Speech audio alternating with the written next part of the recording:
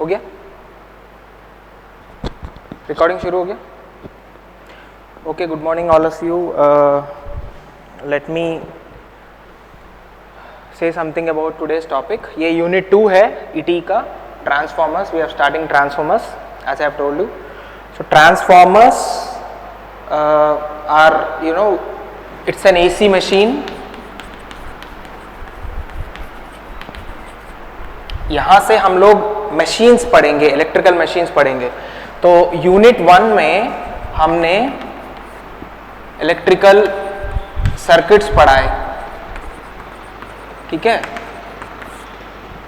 Unit 1 में हमने electrical circuits पढ़ा है. यूनिट 2 एंड 3 हम इलेक्ट्रिकल मशीन्स पढ़ेंगे.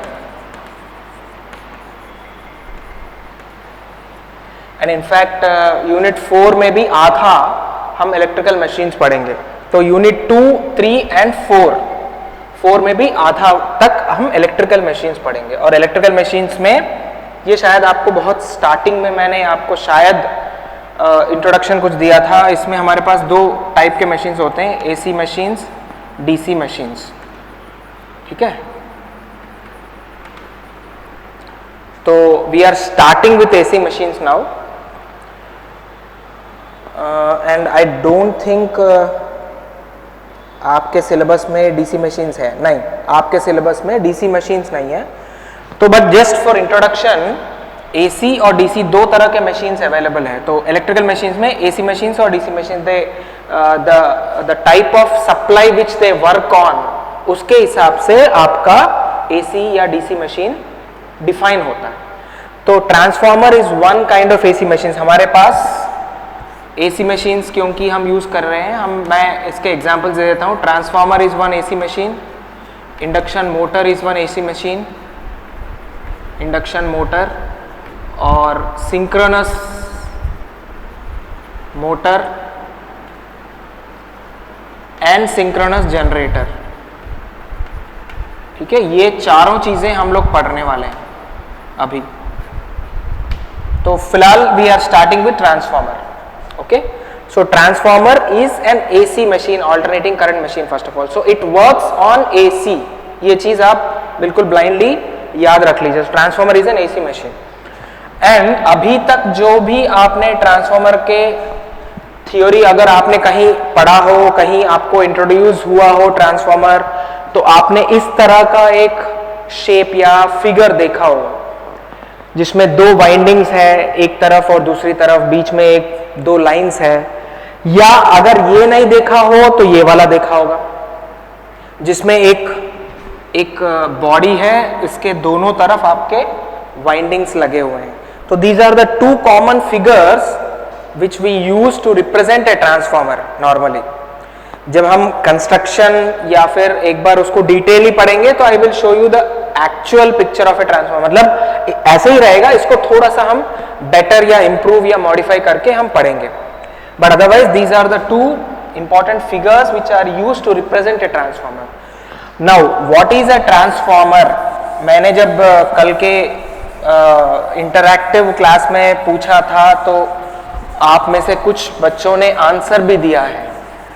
तो let me just try to repeat that कि ट्रांसफॉर्मर है क्या. Transformer is an AC static machine. Transformer is an AC static machine which transfers electrical energy from one side, या इसको हम circuit बोल सकते हैं, वन साइड और one circuit to other side और अदर सर्किट, ठीक है. So transformer is an AC static machine which transfers electrical energy from one side और one circuit to the other side और द अदर सर्किट. तो इसका मतलब हमारे पास 2 साइड्स या 2 सर्किट्स होना चाहिए और एनर्जी एक साइड से दूसरी तरफ ट्रांसफर करना चाहिए. कैसे ट्रांसफर होगा और उसके कंडीशंस क्या है देखिए, थ्रू मैग्नेटिक मीडियम, ठीक है, eight constant power and constant frequency. So these are the two conditions. These are the two conditions. So transformer is an AC static machine. AC इसलिए है क्योंकि इसमें हम AC सप्लाई देंगे और AC पर ही ये काम करेगा, और स्टैटिक इसलिए है क्योंकि ट्रांसफॉर्मर में कोई मूविंग पार्ट्स नहीं है। जब आप आगे देखोगे उसका क्या कहते हैं सर्किट या फिर उसका फिगर जब आप देखोगे तो आपको पता चलेगा कि it's a static machine, there are no moving parts. तो इसलिए it is an AC static machine which transfers electrical energy from one side और one circuit to other circuit through magnetic medium. इसका मतलब एक सर्किट से दूसरा circuit आप energy किस तरह से ट्रांसफर कर सकते हैं, एक मैग्नेटिक मीडियम के थ्रू ट्रांसफर करेंगे, और एट कांस्टेंट पावर, इसका मतलब इनपुट पावर और आउटपुट पावर सेम रहेंगे, पावर कांस्टेंट रहेगा, और constant frequency, constant frequency, frequency भी कांस्टेंट रहेगा। फ्रीक्वेंसी कहां से आया भाई, जब आप एसी की बात कर रहे हो it means AC is always available with a particular frequency, तो उस फ्रीक्वेंसी को कांस्टेंट रखते हुए, मतलब अगर आप इसी ट्रांसफॉर्मर की बात करते हैं, it has one side, one circuit here, the other circuit here, इसमें भी एक सर्किट इधर, अदर सर्किट हियर। तो अगर आपने यहां पर एक इनपुट दिया एसी, थोड़ा वॉल्यूम कम कर दो, अगर आपने यहां पर इनपुट दिया, जैसे हम कह रहे हैं ना एसी सप्लाई देते हैं हम, तो एसी अगर यहां दिया है और वही एसी आप आउटपुट पे भी ले सकते हैं, मतलब you can transfer energy from one side to the other side through a magnetic medium। ये जो बीच में दो लाइन मैंने खींचा है ना, ये मैग्नेटिक मीडियम का वो है, सिंबल है, ये सिंबल बताता है कि ये दोनों मैग्नेटिकली कपल्ड है। इसको हम कहते हैं मैग्नेटिकली कपल्ड, नॉट इलेक्ट्रिकली, ठीक है, not electrically, it is magnetically coupled but not electrically. मतलब ये दोनों सर्किट्स एक दूसरे के साथ है लेकिन इलेक्ट्रिकली कांटेक्ट में नहीं है, इन दोनों के बीच में कोई कनेक्शन नहीं है, but they are connected magnetically और दे आर कपल्ड मैग्नेटिकली। तो एक का मैग्नेटिक इफेक्ट दूसरे से लिंक करके वो उन दोनों को ऐसे जोड़ा रखता है। देखने में वो दोनों बिल्कुल कांटेक्ट में नहीं दिखेंगे आपको electrically, but magnetically they are in contact. वो कैसे होता है, वो बेसिक सिंपल फैराडेस लॉ के बेस पर होता है, वो आप ऑलरेडी जानते हो, मैं फिर दोबारा यहां बता दूंगा। और ये दोनों कंडीशंस सेटिस्फाई करना जरूरी है, मतलब ये दोनों कंडीशंस ऑटोमेटिकली ट्रांसफार्मर में सेटिस्फाई होते हैं। तो दिस इज अ ट्रांसफार्मर, ये डेफिनेशन है ट्रांसफार्मर का, ठीक है। And what is the use of transformer, what is the use और पर्पस ऑफ ट्रांसफार्मर।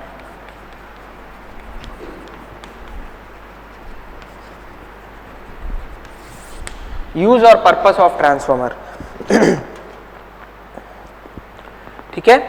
अच्छा, इसमें कॉमन सी बात है, शायद आप में से कुछ लोग जानते भी हो कि what is the use of this. आपने कहां कहां देखा है ट्रांसफार्मर, अगर आपने देखा हो तो transformers are available at home, मतलब आपका घर लोड है तो लोड के बिल्कुल पास में है, और उससे पहले लाइन पर है, मतलब जो ट्रांसमिशन लाइन है वहां पर, फिर उससे पहले, मतलब अगर ये लोड पॉइंट है, आपका घर है, तो घर से पहले एक ट्रांसफार्मर ऐसे होता है, ठीक है, ये ट्रांसफार्मर का इलेक्ट्रिकल सिंबल है।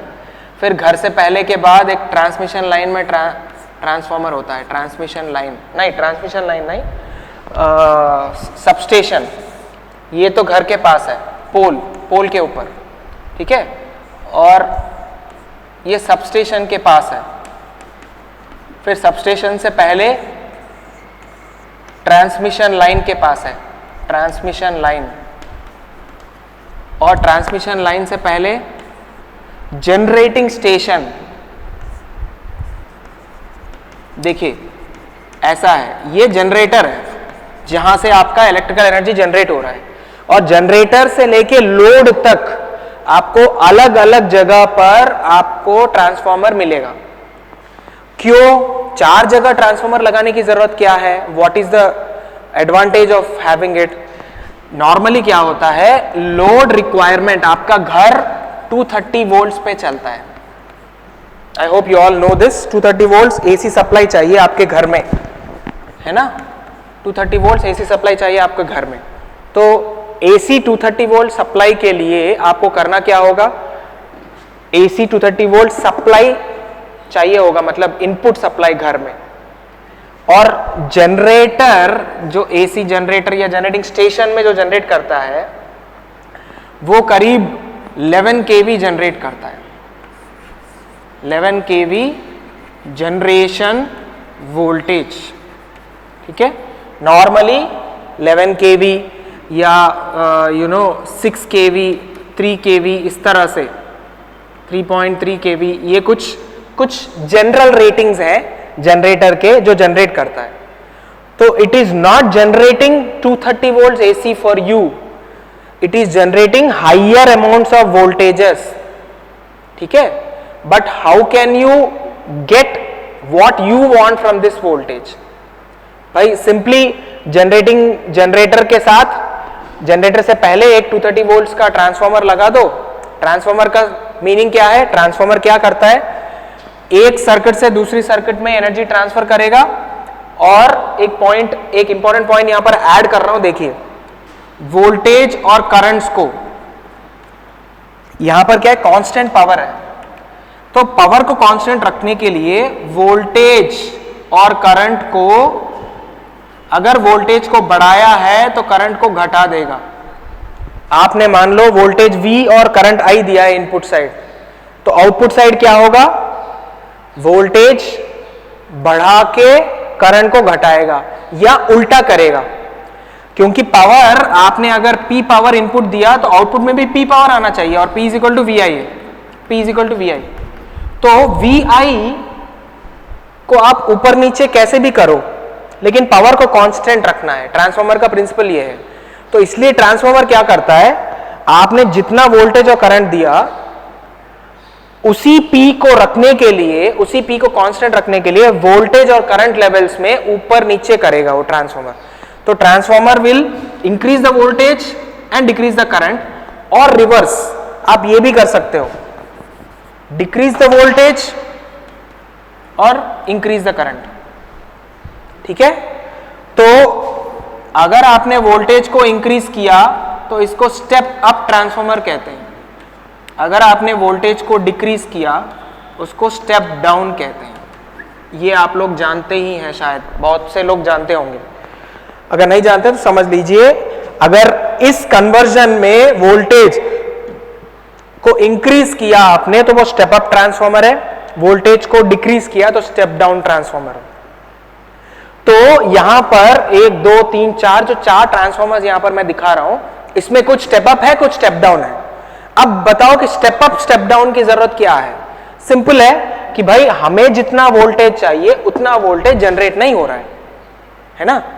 तो either you have to step up और स्टेप डाउन। आप बोल सकते हैं सर यहां तो 11 kV है, हमें 230 चाहिए, हम स्टेप डाउन कर देंगे। ठीक है, आप स्टेप डाउन कर दोगे। वोल्टेज को स्टेप डाउन करोगे एक ट्रांसफॉर्मर में तो करंट क्या होगा? वोल्टेज को स्टेप डाउन करोगे तो करंट क्या होगा? करंट अप होगा। यहां पर सबसे बड़ी प्रॉब्लम आती है, जब आप करंट को इंक्रीज करोगे, मान लो कि यहां पर इतने सारे ट्रांसफॉर्मर नहीं है, मैंने सीधा एक स्टेप डाउन ट्रांसफॉर्मर यूज कर लिया।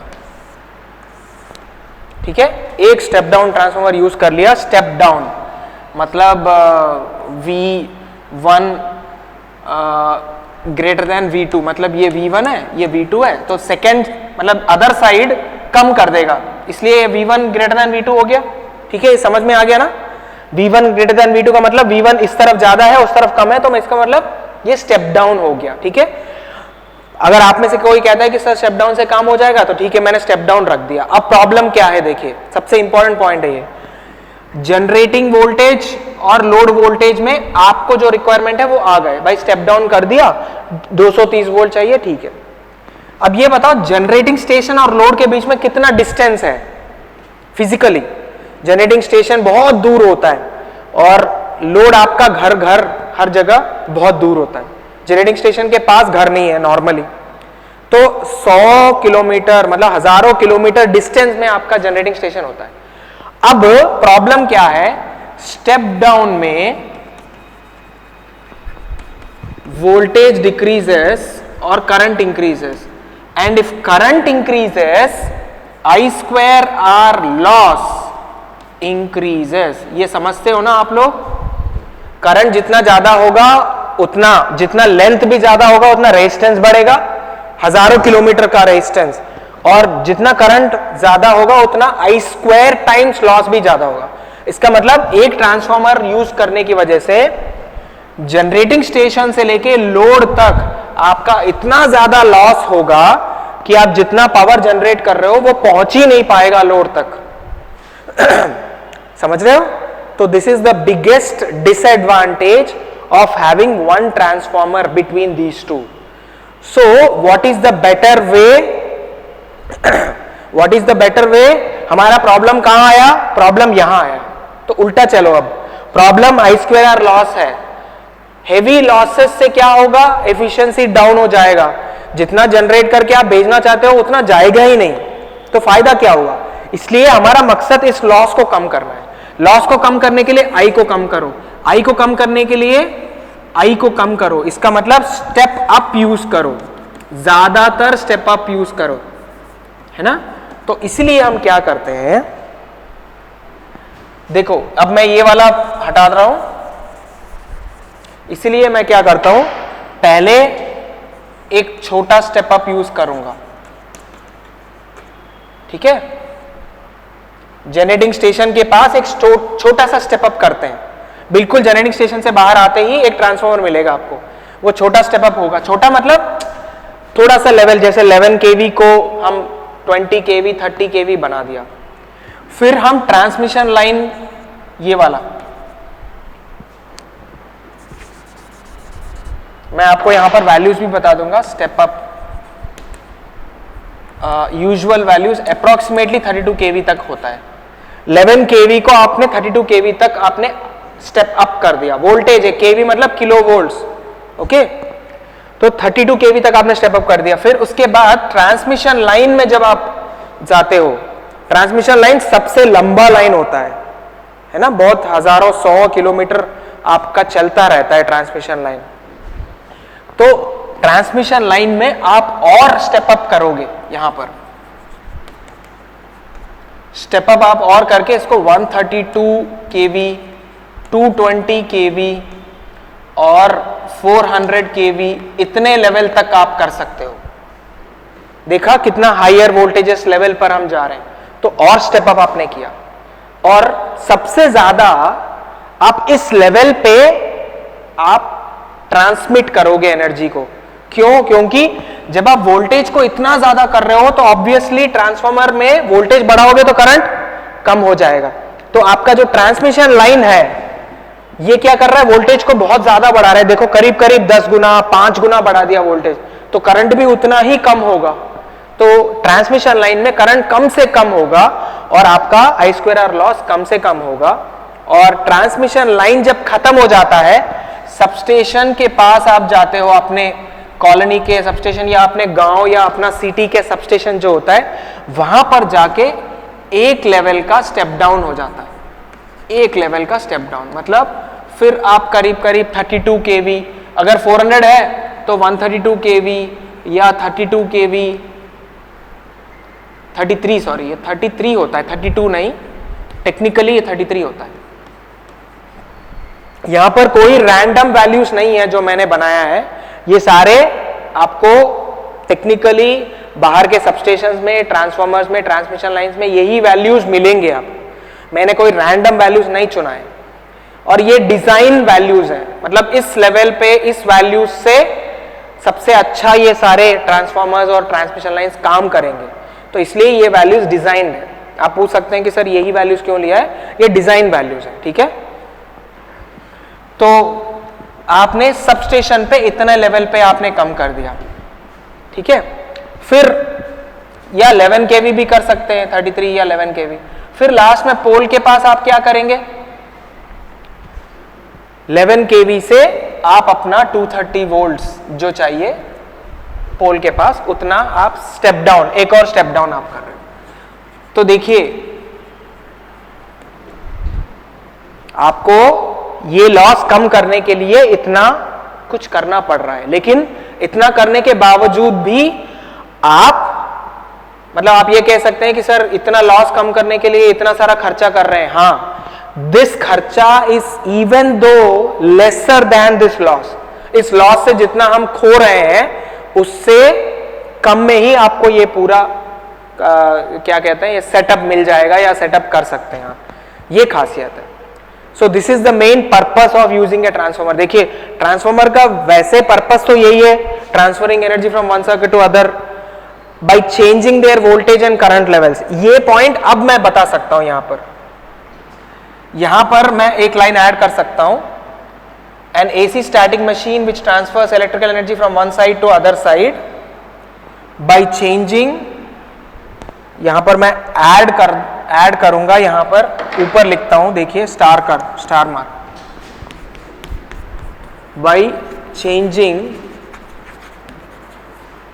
वोल्टेज एंड करंट लेवल्स,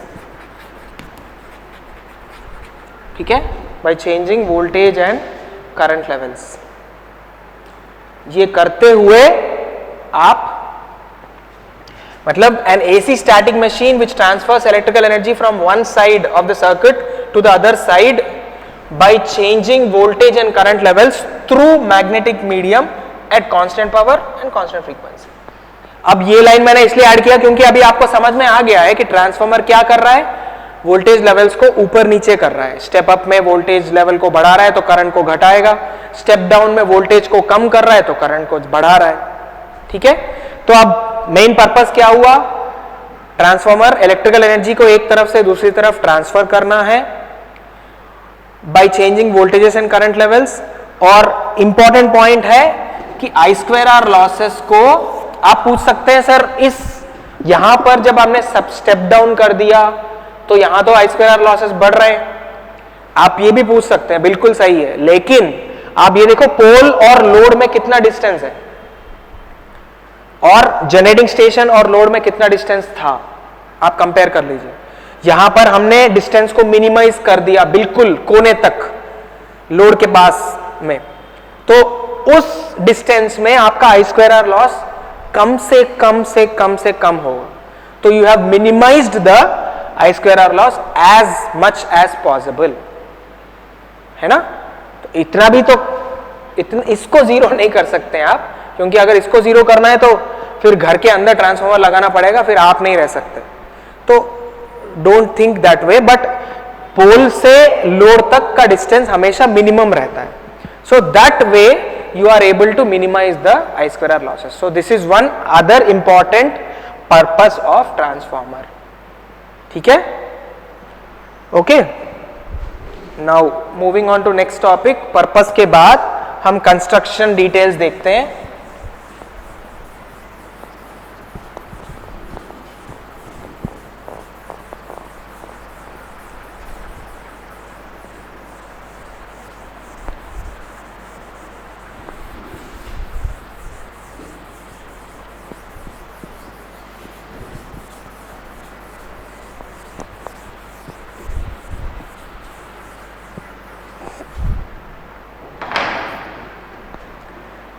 एक बार प्रॉपरली देखिए कंस्ट्रक्शन।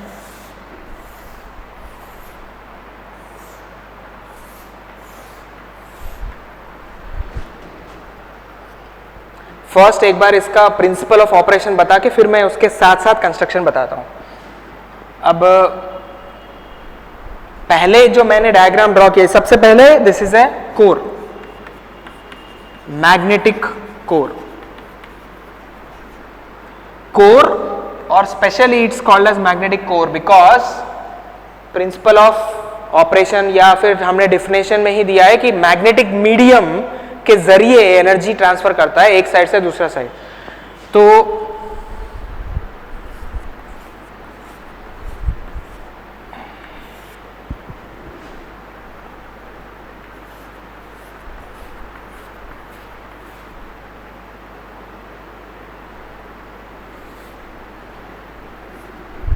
देखिए मैंने थोड़ा सा टेक्निकली ड्रॉ किया है, ऐसे फिर उसके अंदर से नीचे से फिर ऊपर से फिर अंदर से वाइंडिंग को एक तरह से आप अगर इसके ये ऊपर वाला ऊपर से है तो इसका मतलब आप ऐसे ले गए वाइंडिंग और पीछे से लाए फिर नीचे ऊपर से फिर पीछे से फिर ऊपर से फिर पीछे से फिर ऊपर से पीछे से, ये डायग्राम आपको ऊपर वाला वो बताता है, ठीक है। और अगर ये देखोगे तो ये नीचे से आप ले गए हैं, ये आप क्लियरली देख सकते हो, ये नीचे से आप ले गए, इसका मतलब सामने आपको कोर दिख रहा है, मैं वाइंडिंग को नीचे से ले गया फिर आगे से फिर नीचे से फिर आगे से फिर नीचे से फिर आगे से फिर नीचे से फिर आगे से। तो these are two different types of winding method, मतलब आप ऐसे भी ऊपर से भी ले सकते हो नीचे से भी ले सकते हो, ठीक है। इसका भी एक रीजन है हम ऐसे क्यों ले रहे हैं, क्योंकि जब आप एसी सप्लाई दोगे यहां पर तो current will flow, some voltage is applied, current will flow. whenever there is a current flowing in a conductor, whenever there is a current flowing in a conductor like this, in a winding like this, current flowing in a winding like this, the thumb represents the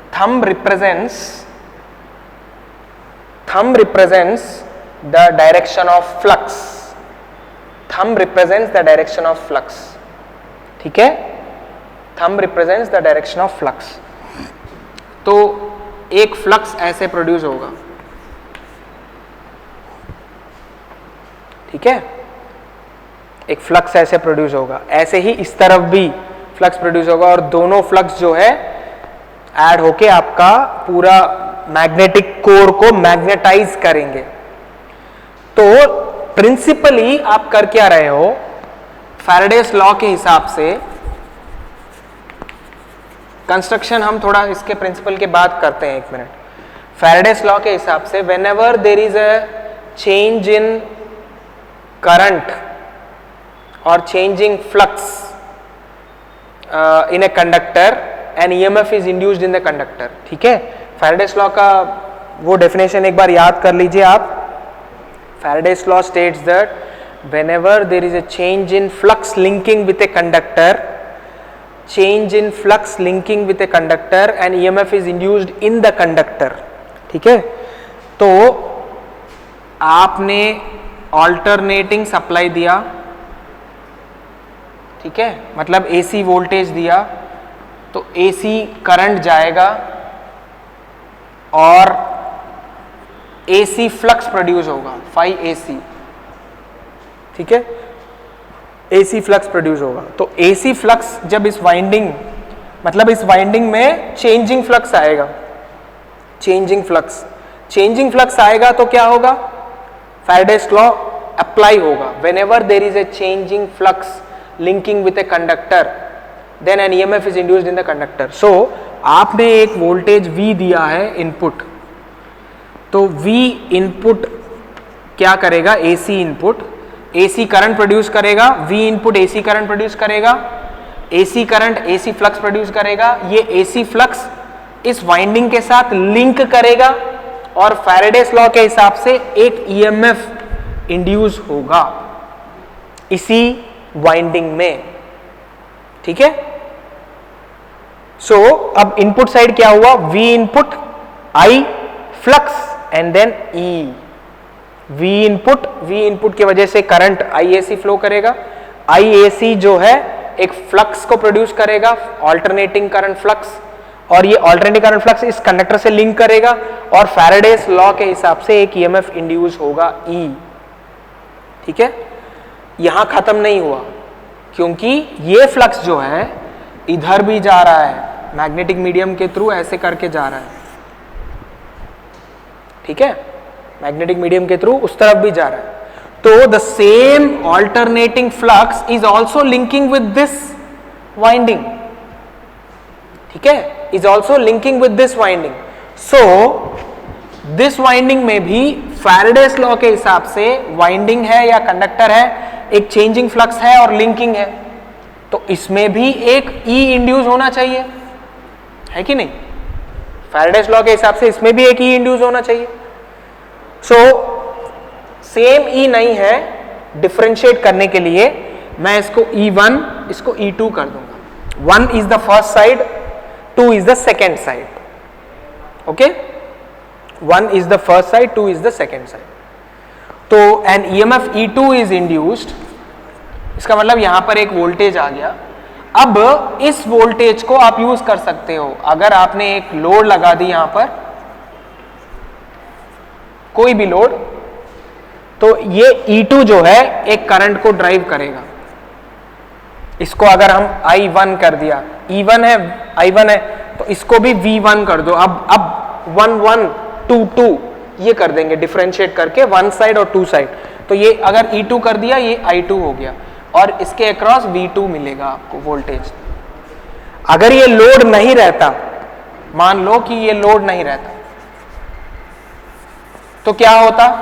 E2 available है लेकिन I2 नहीं मिलेगा, क्योंकि open circuit है ये।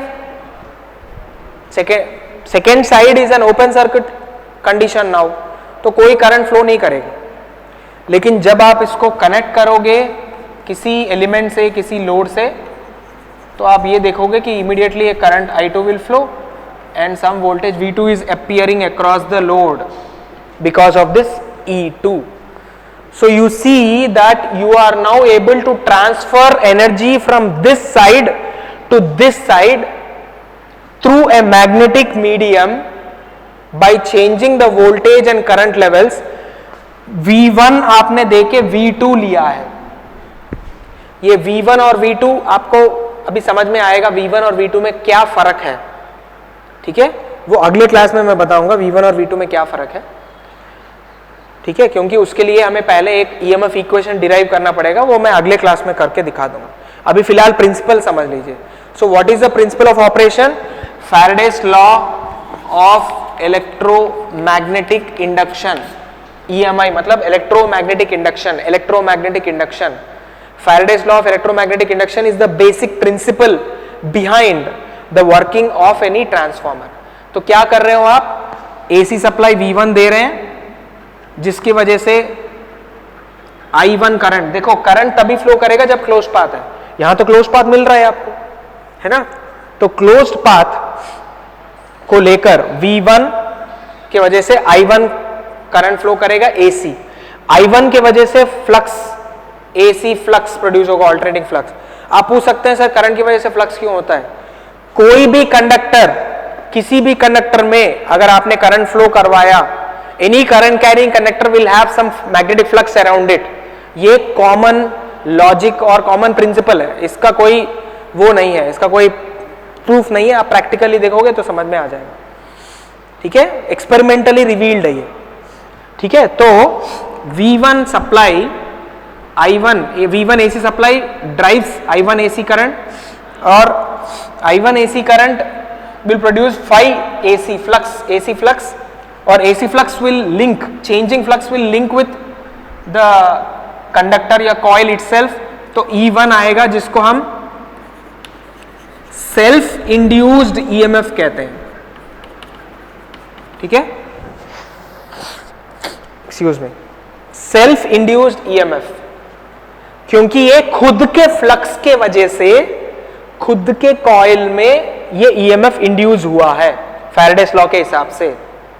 तो इसको self induced बोलते हैं, क्योंकि अब अपने खुद के फ्लक्स की वजह से। अब यही फ्लक्स, यहां तक तो फर्स्ट पार्ट हो गया। ठीक है, फर्स्ट साइड की कहानी खत्म हुई। अब सेकेंड साइड की कहानी में क्या होगा, जब आप फाई AC ये जो फ्लक्स है ये सिर्फ फर्स्ट साइड ही नहीं बल्कि ये तो फ्लक्स जो है मैग्नेटिक कोर में अच्छी तरीके से फ्लो करेगा, है ना, फ्लक्स मैग्नेटिक कोर में फ्लो करेगा मैग्नेटिक पाथ बना के। तो मैग्नेटिक कोर में जब फ्लो करेगा तो ये जाके दूसरे कॉइल से भी लिंक करेगा। सो फैराडेस लॉ के हिसाब से changing flux linking with any coil an EMF will be induced.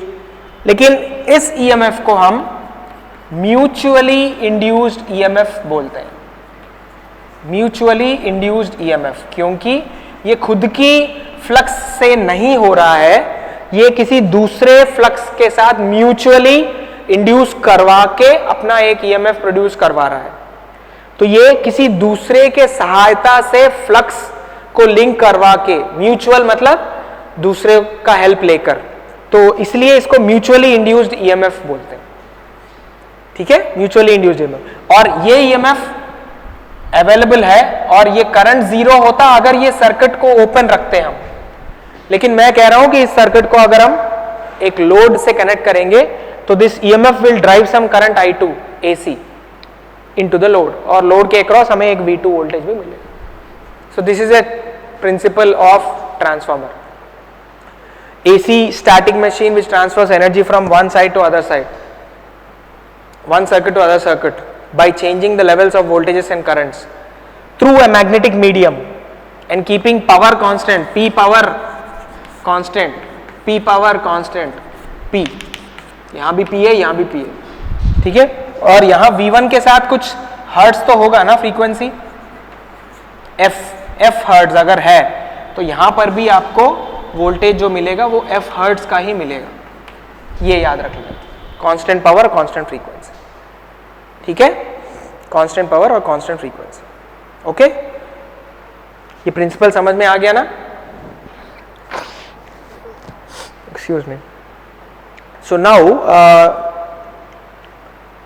अब इसको यूज करके हम कंस्ट्रक्शन बताते हैं। ये मैं रब कर रहा हूं अभी, आपको चाहिए तो वीडियो को पॉज करके आप पहले नोट कर लो, फिर उसके बाद, क्योंकि मैं रब करने वाला हूं अभी, ठीक है, उसके बाद आगे देख लेना। तो मैं अभी ये रब करके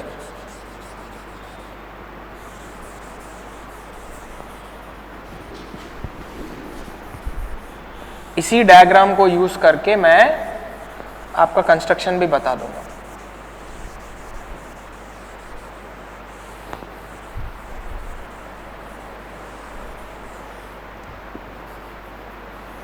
तो कंस्ट्रक्शनल पार्ट्स,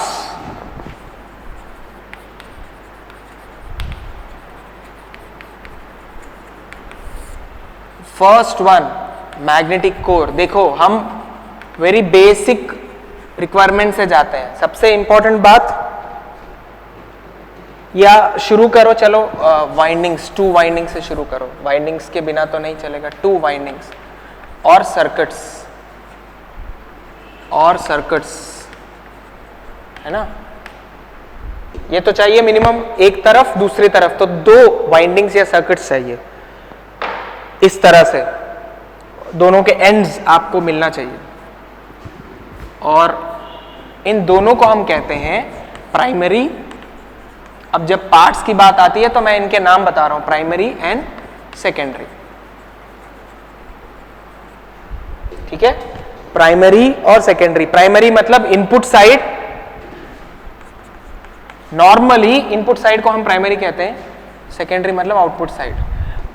लेकिन ये कोई हार्ड एंड फास्ट रूल नहीं है कि हमेशा इनपुट साइड ही प्राइमरी दें, हमेशा आउटपुट साइड ही सेकेंडरी हो। आप इंटरचेंज भी कर सकते हो, मतलब कभी आप प्राइमरी पर आउटपुट ले सकते हो, वो आपकी मर्जी, आप जहां इनपुट आउटपुट देना चाहते हो वो दे सकते हैं। लेकिन जब ट्रांसफॉर्मर डिजाइन होके आएगा आपको उसका प्राइमरी और सेकेंडरी फिक्स्ड मिलेंगे, ठीक है। मतलब जैसे फॉर एग्जांपल अगर ये प्राइमरी साइड है, ट्रांसफॉर्मर वाला बताएगा मैन्युफैक्चरर कि ये प्राइमरी साइड है और ये सेकेंडरी साइड है।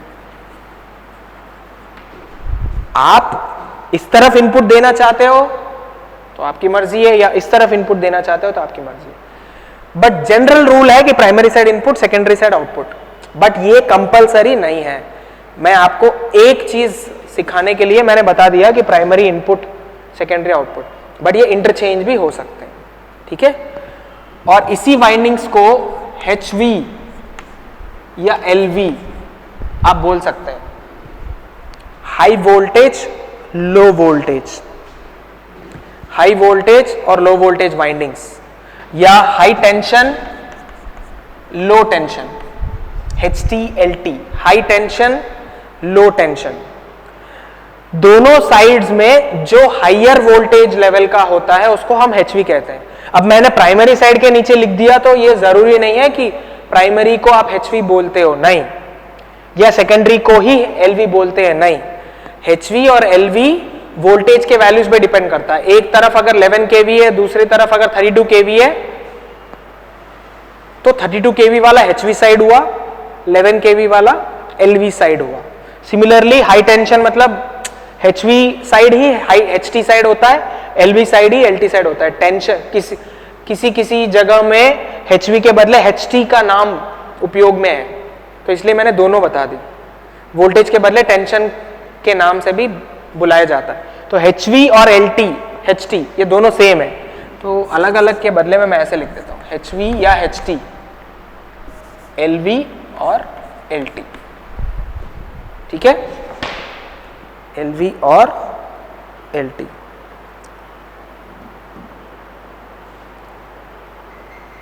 ठीक है, प्राइमरी सेकेंडरी हो गया, HV HT हो गया, इनपुट आउटपुट हो गया। तो मिनिमम आपको 2 वाइंडिंग्स चाहिए प्राइमरी और सेकेंडरी। उसके बाद क्या चाहिए? Magnetic core. क्यों? क्योंकि अभी हमने बताया कि थ्रू मैग्नेटिक मीडियम ही ट्रांसफर होता है। भाई फ्लक्स के बिना यहां पर कोई काम नहीं चलेगा, फैराडेस लॉ काम ही नहीं करेगा। तो फ्लक्स जब तक आपको अच्छा सा नहीं मिलेगा तब तक आपका फैराडेस लॉ ठीक से चलेगा ही नहीं। अगर आप फैराडेस लॉ जानते हो, याद हो, तो फैराडेस लॉ में एक इक्वेशन भी आता है, EMF induced E is directly proportional to rate of change of flux। याद है ये? फैराडेस लॉ में 2 लॉ होते हैं। फैराडेस फर्स्ट लॉ तो स्टेटमेंट है कि whenever there is a changing flux linking with a conductor and EMF is induced in the conductor, and second law क्या है? Faraday's second law, the EMF induced is directly proportional to the rate of change of flux। और जितना flux होगा, जितना ज्यादा flux होगा उतना ज्यादा EMF होगा, ठीक है। तो फ्लक्स ज्यादा कब होगा? जब आप मैग्नेटिक पाथ क्रिएट करेंगे तभी फ्लक्स ज्यादा होगा। अगर आप मैग्नेटिक पाथ क्रिएट नहीं कर रहे हैं, जैसे फॉर एग्जांपल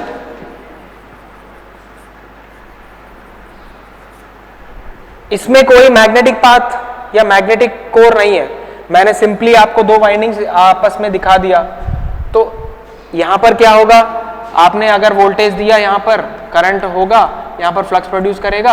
हवा में ये वाला इस तरफ से फ्लक्स उस तरफ जाके उस वाइंडिंग से हवा में लिंक करके आपको आउटपुट साइड में अगर लोड कनेक्ट करेंगे तो यहां पर E1, यहां पर E2 इंड्यूस करेगा।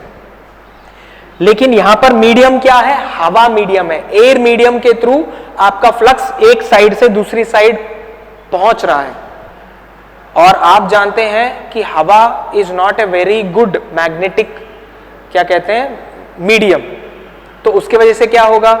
फ्लक्स जो फर्स्ट साइड से या प्राइमरी साइड से प्रोड्यूस हो रहा है वो पूरी तरीके से सेकेंडरी साइड नहीं पहुंच पाएगा।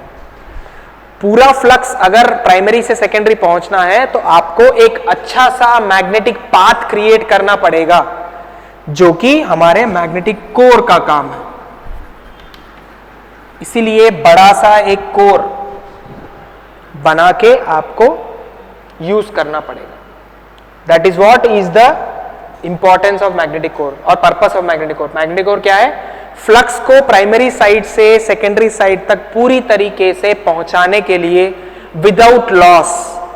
ऐसा नहीं होगा आइडियली कि लॉस नहीं है, थोड़ा बहुत लॉस होगा, क्योंकि ये आइडियल कोर तो नहीं हो सकता, प्रैक्टिकल कोर है, तो थोड़ा बहुत लॉस तो होगा, लेकिन वो लॉस मिनिमम से मिनिमम होगा।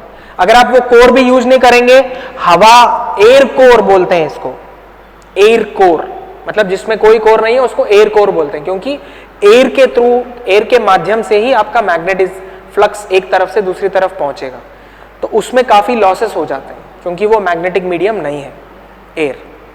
ठीक है, तो इस तरह आप ये वाला जो पहले यूज होता था इसको बंद करके आप अब मैग्नेटिक कोर वाले ट्रांसफॉर्मर्स यूज करना शुरू कर दें। और ये कोर कैसे बनता है? मैग्नेटिक मटेरियल से बनता है। आप बोल सकते हो कि सर आयरन से बनता है ना? ऑब्वियसली, बिकॉज आप जानते हैं कि iron is a magnetic material, ferromagnetic जो बोलते हैं, तो उससे भी बढ़िया मटेरियल से एक्चुअली बनता है। Magnetic material is made of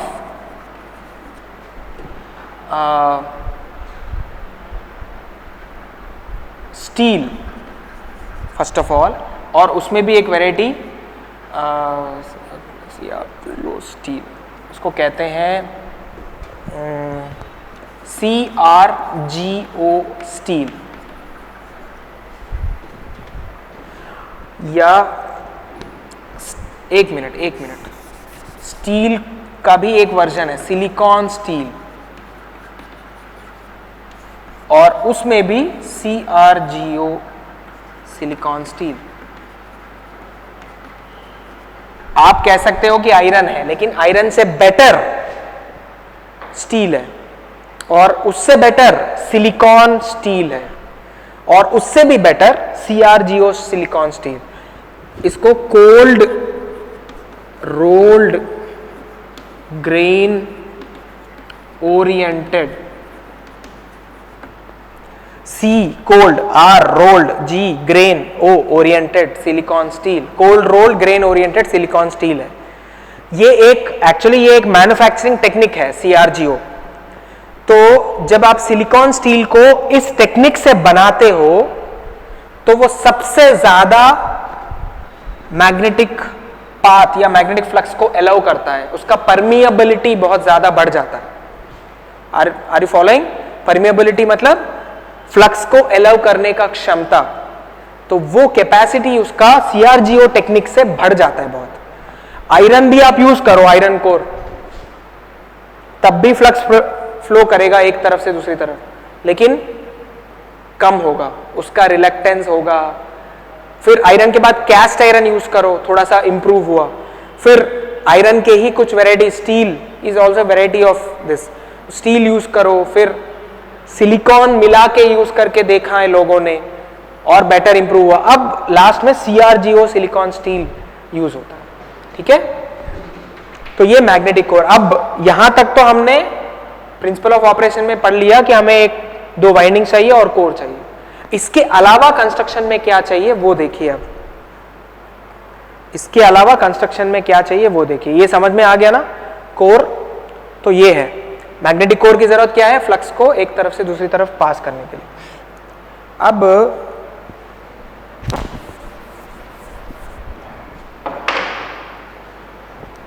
ये पूरा सेटअप को आप क्या करेंगे, मैं ये नाम सब हटा रहा हूं क्योंकि मुझे डायग्राम ड्रॉ करना है।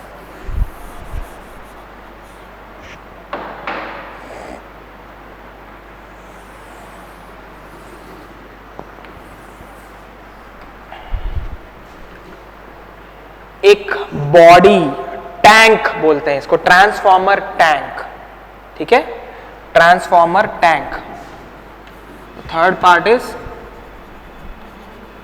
Transformer tank.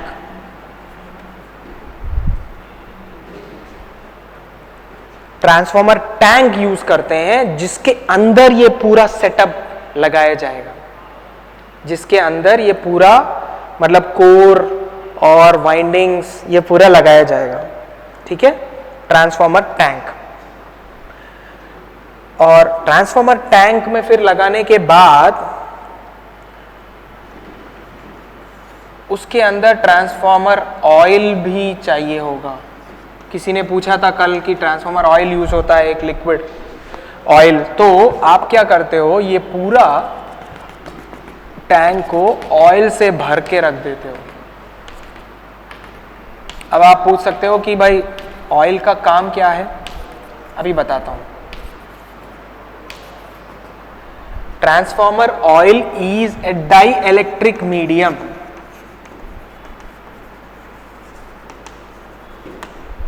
Is a dielectric medium. Dielectric medium मतलब it does not allow current to pass through it. So हमें ट्रांसफॉर्मर ऑयल की जरूरत क्या है? अगर ये नहीं होता तो क्या होता? देखिए, जब ये नहीं था तो टैंक था. अगर टैंक भी नहीं था तो क्या था? सिर्फ मैग्नेटिक कोर और वाइंडिंग. एक तरह से आप देखोगे तो ये ओपन एयर में है, वाइंडिंग और कोर. आपने सप्लाई दिया, सब आपके सामने सामने हो रहा है, तो इसको बंद करना जरूरी था सेफ्टी के लिए. तो बंद हमने एक टैंक में किया. ठीक है, टैंक में कर दिया, लेकिन टैंक बॉडी और इसके बीच में आपने सिर्फ हवा छोड़ी है, खाली सी. एक खाली टैंक में आपने अगर ये पोर्शन लगा दिया तो सिंपल एयर होगा, उसमें वैक्यूम नहीं है, स्पेस अवेलेबल, उसमें एयर होगा. तो एयर अगर बाय चांस कंडक्ट करके यहां से यहां तक कुछ अगर कंडक्शन कर दिया तो बॉडी भी कंडक्ट करना शुरू कर देगा, है ना. बॉडी भी कंडक्ट करना शुरू कर देगा. और बॉडी अगर कंडक्ट करना शुरू किया तो बाहर आप उसको बंद करके क्या फायदा होगा? जब आपने अगर बॉडी से कभी भी कांटेक्ट में आ गए तो आपको भी शॉक लग सकता है, मतलब एक्सीडेंट हो सकता है. तो इसलिए you wanted some medium which will not allow anything to pass from core और वाइंडिंग टू द बॉडी. इसीलिए हमने एक डाइइलेक्ट्रिक मीडियम ट्रांसफॉर्मर ऑयल लेकर हमने फिल कर दिया उसमें. ठीक है, डाइइलेक्ट्रिक मीडियम का मतलब जो इलेक्ट्रिकल एनर्जी को पास होने नहीं देता उसके अंदर से. तो ट्रांसफॉर्मर ऑयल को आपने रख दिया, तो इन दोनों के बीच में अब कोई कंडक्शन पॉसिबल नहीं है, क्योंकि ये डाइइलेक्ट्रिक मीडियम कुछ कंडक्ट होने नहीं देगा, इलेक्ट्रिसिटी को कंडक्ट होने नहीं देगा. तो एक तो dielectric medium between core and tank. तो ट्रांसफॉर्मर ऑयल क्या करेगा? एक तो dielectric medium between core and tank. दूसरा हीट डिसिपेशन मीडियम. तो ट्रांसफॉर्मर ऑयल के दो काम है, एक तो dielectric medium between core and tank, दूसरा हीट डिसिपेशन मीडियम. अंदर होता क्या है, जब आपने बंद कमरे में, मतलब बंद डब्बे में रखा टंकी, ट्रांसफॉर्मर टैंक जो है,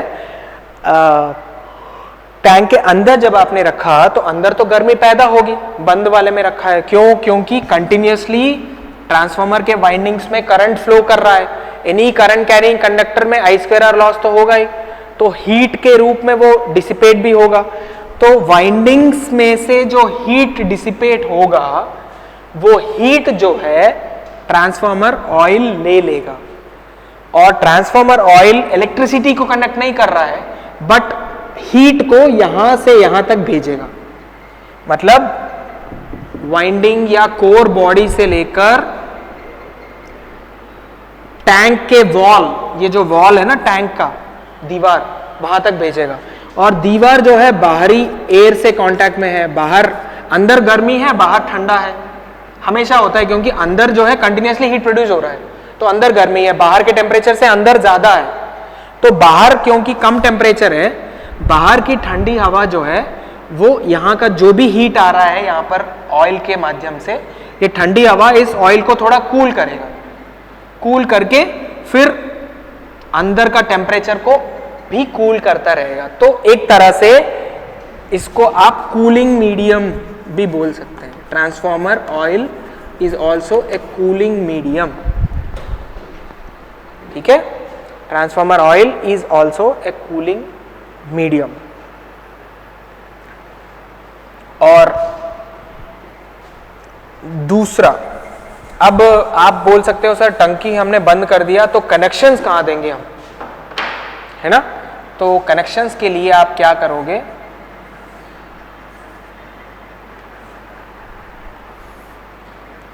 there is something called as bushing.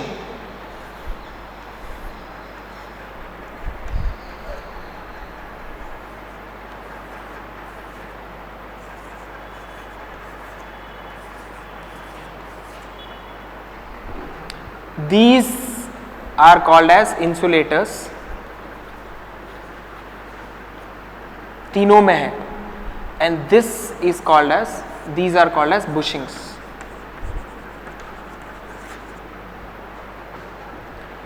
तो bushings are something which are used as connecting medium. तो आप जब ट्रांसफॉर्मर को सप्लाई देना चाहते हैं, ये जो भी वाइंडिंग है, इस वाइंडिंग को लाकर इस बुशिंग्स के पास कनेक्ट करके छोड़ देंगे, तो वाइंडिंग बुशिंग्स से जुड़ा रहेगा और बुशिंग्स बाहरी दुनिया से जुड़ा रहेगा। तो जहां से भी आपको सप्लाई देना है, वो सप्लाई इस बुशिंग्स के पास आके आप सप्लाई दोगे और बुशिंग्स अंदर से इस वाइंडिंग से जुड़ा रहेगा, तो आपका कनेक्शन हो जाएगा। समझ में आ रहा है? तो फोर्थ के बाद मैं यहीं पर लिख रहा हूं, फिफ्थ आपका बुशिंग्स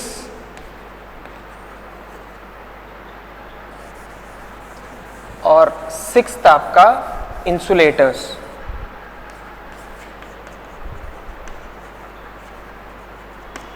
बुशिंग्स किस लिए है कि contacts between supply and windings. भाई वाइंडिंग्स तो अंदर बंद है, तो वाइंडिंग्स को जब आपको इनपुट सप्लाई देना है, या फिर ये अगर प्राइमरी है और वो सेकेंडरी है, तो सेकेंडरी से बाहर लेकर लोड भी तो कनेक्ट करना पड़ेगा। तो प्राइमरी के और सेकेंडरी साइड के बाहरी दुनिया से कांटेक्ट कैसे होगा? वो बुशिंग्स के थ्रू ही होता है।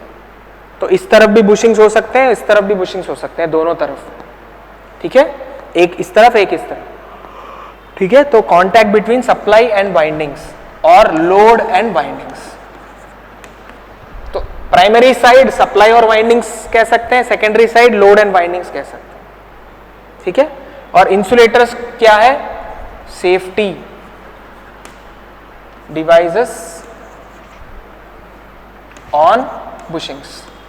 मतलब बुशिंग्स, क्योंकि मैंने कहा वो बाहरी दुनिया से कांटेक्ट कराते हैं, तो आदमी इस बुशिंग से कांटेक्ट में रहेगा, कोई भी आदमी, क्योंकि वो कनेक्ट करना चाहता है लाके सप्लाई।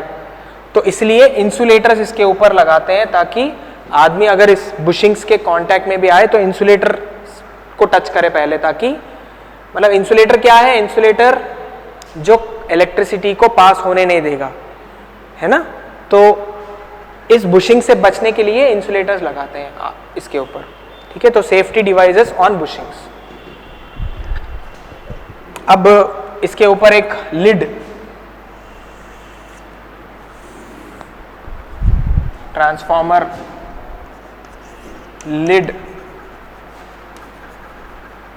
और कवर, लिड और कवर के ऊपर, जिसको हम निकाल के भी रख सकते हैं।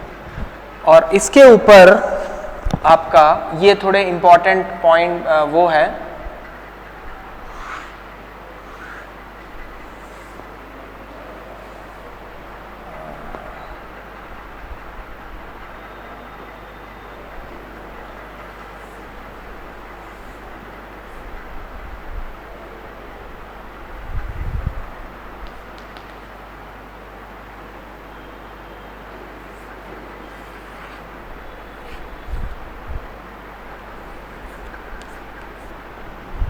अब देखिए ट्रांसफॉर्मर के ऊपर मैंने क्या किया, यहां पर एक और छोटी सी चीज ड्रॉ किया है। इसको हम कहते हैं कंजर्वेटर।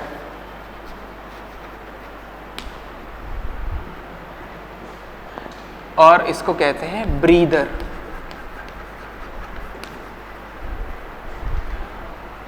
देखिए कंजर्वेटर और ब्रीदर की जरूरत क्या है? जब आपने ये पूरा सेटअप बंद इसमें रखा है, तो अंदर हमेशा लगातार हीट प्रोड्यूस होता रहता है, लगातार हमेशा हीट प्रोड्यूस होते रहता है। तो वो हीट क्या करता है? अंदर का प्रेशर बढ़ाएगा। जैसे प्रेशर कुकर में प्रेशर बढ़ता है ना, तो ऐसे। लेकिन उसके ऊपर तो आपने नोजल रखा है, तो प्रेशर क्या करेगा, नोजल को एक बार खोलेगा, उसका प्रेशर पूरा निकल जाएगा, फिर नोजल नीचे हो जाएगा। तो प्रेशर कुकर में ये होता है, यहां कोई नोजल नहीं है, तो अंदर अगर अपने आप बढ़ता जाएगा प्रेशर उस हीट की वजह से, तो किसी भी दिन कभी भी ये टैंक फट सकता है। तो इसलिए उससे बचाने के लिए आपने क्या किया, एक कंजर्वेटर यूज किया। कंजर्वेटर करता क्या है, इसके अंदर जब प्रेशर बढ़ा तो ऑयल ऊपर चढ़ेगा, ठीक है, ऑयल ऊपर जाएगा और ऑयल यहां तक कम से कम भर जाएगा इसमें। और यहां पर आपके पास एक ब्रीदर है, ब्रीदर मतलब सांस लेने वाला एक पाइप।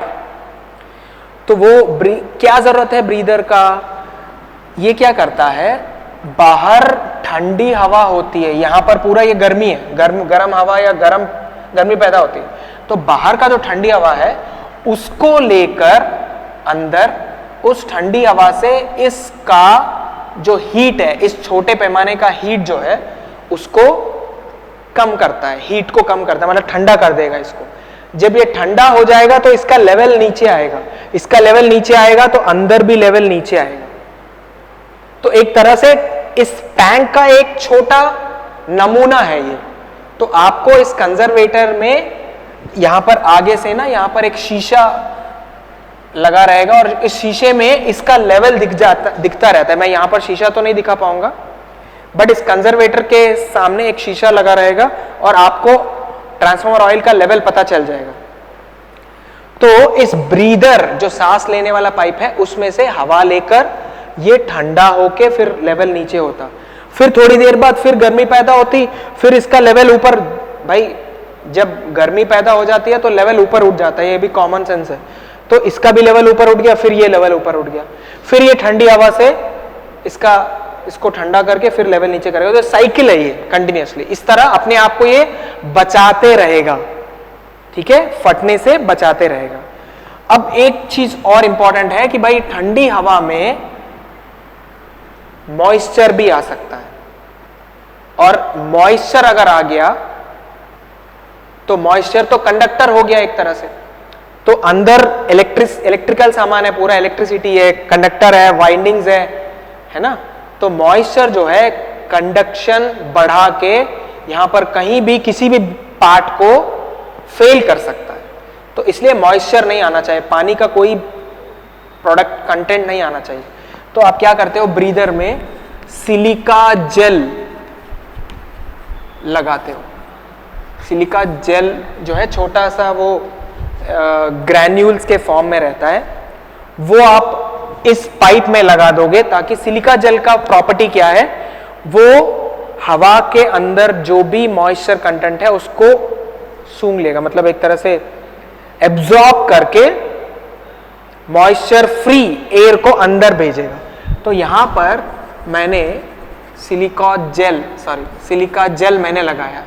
तो सिलिका जेल क्या करेगा, हवा में से मॉइस्चर को एब्जॉर्ब करके बाकी क्लीन हवा, ड्राई हवा, ठंडी हवा को अंदर भेजेगा। तो ये पूरा आपका वो है, ट्रांसफार्मर के पार्ट्स हैं। देखिए यहां तक, यहां पर आपके कंजर्वेटर भी आ गया और 9 आपके ब्रीदर भी आ गया, ठीक है। तो ये 9 पार्ट्स आपको, मेजर पार्ट्स आपको मैंने बता दिया। तो ये आपके कंस्ट्रक्शनल डिटेल्स हैं, ठीक है, ये आपके कंस्ट्रक्शनल डिटेल्स हैं। अब अगले क्लास में हम ईएमएफ इक्वेशन, और मतलब मैं क्वेश्चन, एक तरह से क्वेश्चन बैंक के क्वेश्चन वाइज जा रहा हूँ। तो हमने करीब करीब कुछ हद तक ट्रांसफॉर्मर्स स्टार्ट कर दिया है। तो अगले 2 या 3 क्लासेस में we'll try to finish this off, okay. ये वीडियो अभी तुरंत आज अपलोड हो जाएगा, आप आज ही इसको देख लें, और फिर कल दूसरा वीडियो आएगा। वो ऐसे 3 दिन में आपका मोस्टली ट्रांसफॉर्मर्स का पार्ट फिनिश कर दूंगा मैं, ठीक है। Thank you so much.